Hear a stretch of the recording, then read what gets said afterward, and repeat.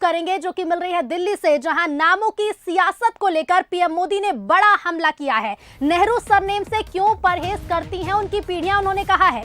तो नामों की सियासत को लेकर पीएम मोदी ने बड़ा हमला बोलते हुए कहा है कि नेहरू सरनेम से उनकी पीढ़ियां परहेज क्यों करती हैं। क्या शर्मिंदगी है नेहरू सरनेम रखने में, पीएम मोदी ने कहा। इसके साथ ही परिवारवाद को लेकर भी पीएम मोदी ने बड़ा हमला बोला है। उन्होंने कहा है कि ये देश किसी परिवार का जागीर नहीं है। तो राज्यसभा में राष्ट्रपति के अभिभाषण पर पीएम ने ये जवाब दिया, बड़ा हमला बोला है और कहा है कि नेहरू सरनेम से परहेज क्यों।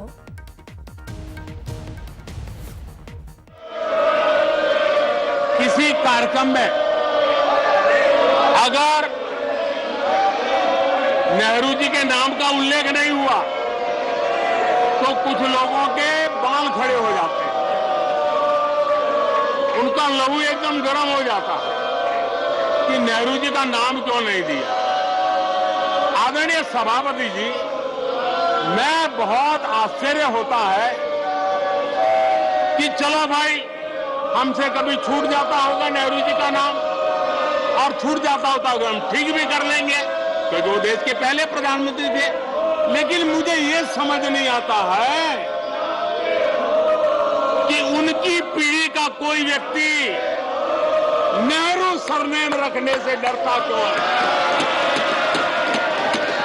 क्या शर्मिंदगी है नेहरू सरनेम रखने से, क्या शर्मिंदगी है। इतना बड़ा महान व्यक्तित्व अगर आपको मंजूर नहीं है, परिवार को मंजूर नहीं है और हमारा हिसाब मांगते रहते हो। कुछ लोगों को समझना होगा, ये सदियों पुराना देश सामान्य मानवी के पसीने और पुरुषार्थ से बना हुआ देश, जन जन की पीढ़ियों की परंपरा से बना हुआ देश है। ये देश किसी परिवार की जागीर नहीं है।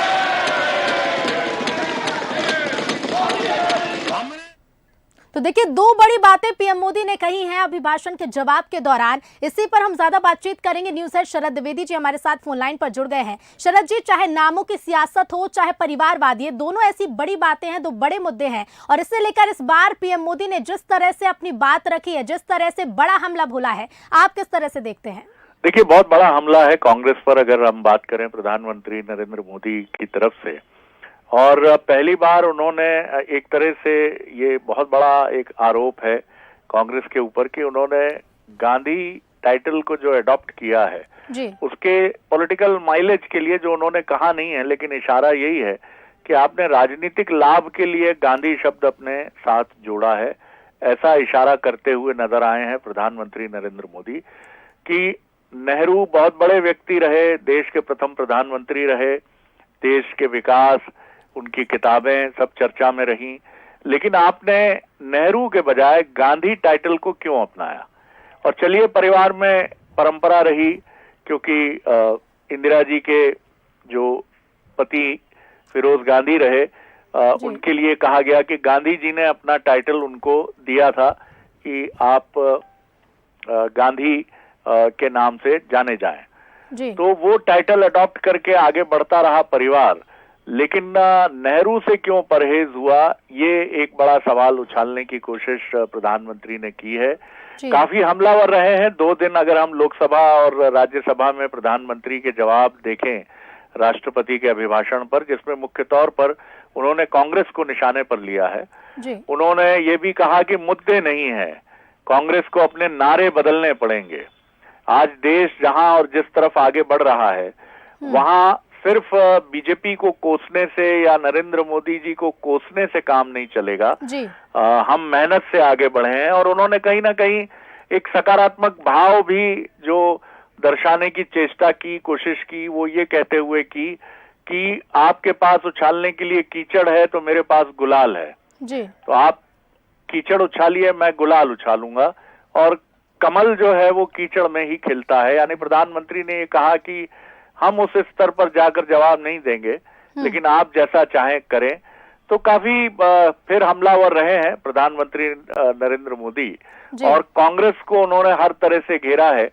पूर्व प्रधानमंत्री इंदिरा गांधी जी को लेकर भी उन्होंने, मुझे लगता है, मुझे ध्यान आता है कि पहला मौका है जब नरेंद्र मोदी जी इस तरह बोले हैं कि आर्टिकल 356 का 50 बार उपयोग करके 90 सरकारों को गिराने की कोशिश, ऐसा उनका आरोप सदन में रहा है, और इसके केंद्र में इंदिरा गांधी रही हैं। ये भी उनका एक बहुत गंभीर आरोप है कि अगर कांग्रेस ये आरोप लगाती है कि बीजेपी की सरकार लोकतांत्रिक तरीकों से दाएं बाएं होकर चल रही है, तो उन्होंने इस आरोप को निशाने पर लेते हुए, कसौटी पर लेते हुए, उन्होंने ये एक बेहद गंभीर आरोप लगाया है कि आर्टिकल 356 का 50 बार उपयोग हुआ है और 90 बार सरकारें गिराई गई हैं। तो कुल मिलाकर कांग्रेस पर हमले और कांग्रेस के दिग्गज नेताओं को लेकर टीका टिप्पणी से भरा पूरा रहा है। क्योंकि लगातार जिस तरह से शरद जी हम देख रहे हैं कि हमलावर 2 दिनों से होते हुए पीएम मोदी नजर आ रहे हैं। राजनीतिक प्रतिक्रियाएं भी इस पर हम जान लेते हैं। 2 राजनीतिक मेहमान हमारे साथ जुड़ रहे हैं। बीजेपी प्रवक्ता आशीष अग्रवाल जी जुड़ रहे हैं, साथ ही साथ कांग्रेस मीडिया उपाध्यक्ष अजय सिंह यादव जी हमारे साथ जुड़ रहे हैं। आप दोनों का ही स्वागत है बंसल न्यूज पर। सबसे पहले अजय जी, मैं आपके पास आना चाहूंगी। पीएम मोदी को आपने सुना होगा, जिस तरह से हमलावर हुए हैं कि नेहरू सरनेम से परहेज क्यों, परिवारवाद को लेकर भी हमला करते नजर आए हैं। किस तरह से कांग्रेस देखती है? तरह की आर्थिक अनियमितताओं के मामले सामने आए, उसके बाद पीएम मोदी कहीं ना कहीं लड़खड़ाते हुए, बौखलाते हुए दिखाई दिए। मुझे बताइए, भारत देश में क्या ये कोई नई परंपरा है कि विवाह के बाद जो भी पुत्रियां होती हैं वो अपने पति के सरनेम को अपनाती हैं? ये परंपरा आज चालू हो गई हो ऐसा तो प्रतीत होता नहीं है। दुनिया में सभी लोग इस परंपरा को अपनाते हैं। मैं कोट करता हूँ, भारतीय जनता पार्टी की पूर्व नेता थी सुषमा स्वराज, उनके पिताजी का नाम था हरदेव शर्मा, लेकिन क्या विवाह के बाद वो सुषमा शर्मा के नाम से जानी गई या अपने पति के नाम के साथ सुषमा स्वराज के नाम से जानी जाती थी? तो क्या ये माना जाए कि उन्हें अपने पिता के नाम में कोई आपत्ति थी, घृणा थी, इसलिए उन्होंने नाम छोड़ दिया?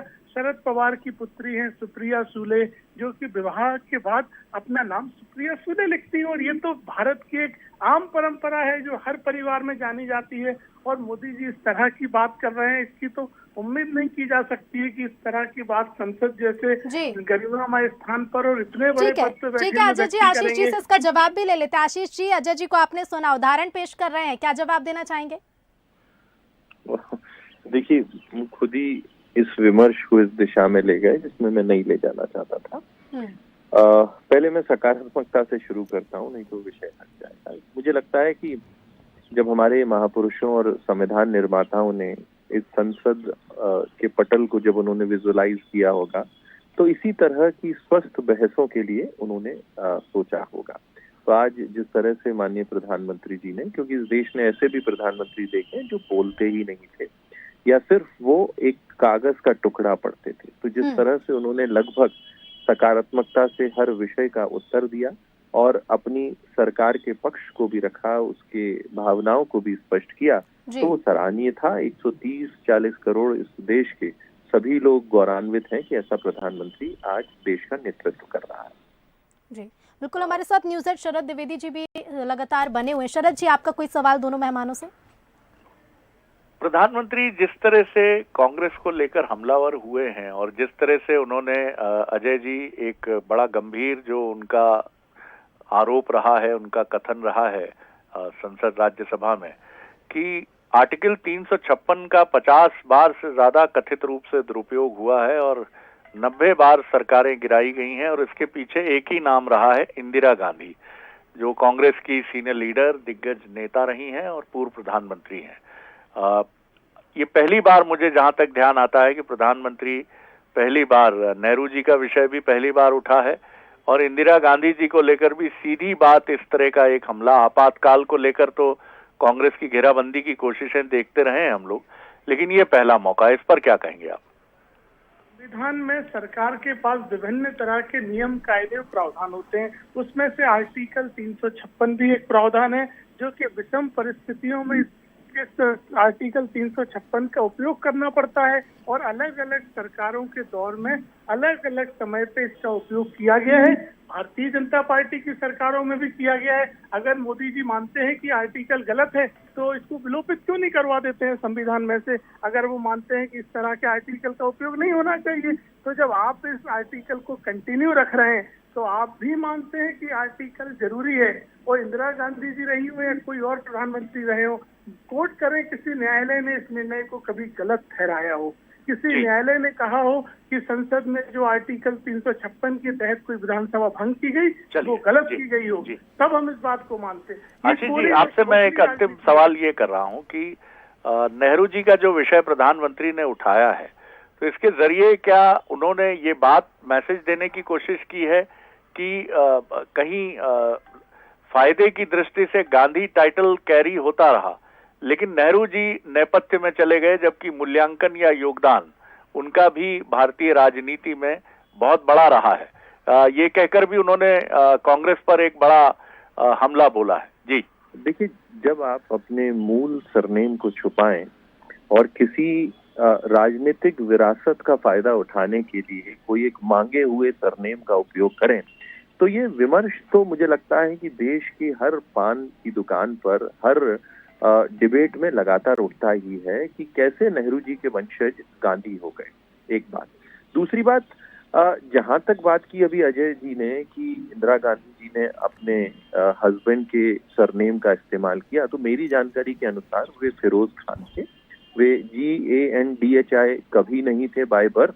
उसके बाद क्या हुआ, ये निरंतर विमर्श चलता रहता है। दूसरी बात, जहां तक आर्टिकल 356 की बात है या गिरी हुई सरकारों का विषय है, जब विपक्ष आज ये आरोप लगाता है कि सरकारें गिराई जा रही हैं, खरीद फरोख्त हो रही है, तो उनको आईना दिखाना जरूरी है कि उनके नेता ने, उनके पार्टी से निकले हुए प्रधानमंत्री ने इसका दुरुपयोग किया था। भारतीय जनता पार्टी इसका दुरुपयोग नहीं कर रही है। तीसरी बात, आज संसद में और राज्यसभा के पटल पर इस देश ने प्रधानमंत्री जी की बहस भी देखी, और इससे पहले राहुल गांधी जी ने जिस तरीके से बिना किसी आरोप के भारतीय मूल के एक उद्योगपति पे, भारतीय उद्योगपति पे जिस तरीके के सवाल उठाए, उससे निश्चित ही समझ में आता है कि चीन से जो MOU कांग्रेस ने कर रखा है, जिसमें चीन के व्यवसायिक हितों का प्रचार प्रसार भारत में करना है, तो वो उसकी पूरी किश्त अदा करने के लिए निकले हुए हैं। और बिना किसी तर्कों के, आप कंक्लूड करते हुए कुछ कहना चाहें तो कुछ सेकंड है आपके पास। ये बहस है वो हो गई है। जी अजय जी। देखिए शरद जी, मैंने आपसे पहले ही कहा, भारतीय जनता पार्टी की बातों में कहीं दम नहीं है। मैंने भाजपा के नेताओं के नाम कोट किए जिनने विवाह के रूप बाद नाम बदले और देश की परंपरा है। 356 को मैंने कोट किया कि अगर गलत है तो आप विलोपित क्यों नहीं करते हैं। तो इस तरह की कोई बात कहीं भाजपा नहीं मानती है, लेकिन एक उद्योगपति के बचाव के लिए प्रमाण पत्र देने के लिए भाजपा इस तरह से सामने आती है। यही वो चोरी है जिसको छुपाने के लिए सब कुछ किया जा रहा है। बहुत शुक्रिया अजय जी। आशीष जी, आपका भी शुक्रिया हमसे जुड़ने के लिए। बिल्कुल शरद जी, तो जिस तरह से अभी हमने दोनों ही राजनीतिक मेहमानों को सुना, आपने अपनी बातें रखी, लेकिन पीएम मोदी का जो अंदाज हम देख रहे हैं, लोकसभा की बात करें चाहे राज्यसभा की, हमलावर होते लगातार नजर आ रहे हैं, और कांग्रेस की भी इस पर हमने प्रतिक्रिया देखी। फिलहाल शुक्रिया आपका भी हमसे जुड़ने के लिए और तमाम बातचीत के लिए।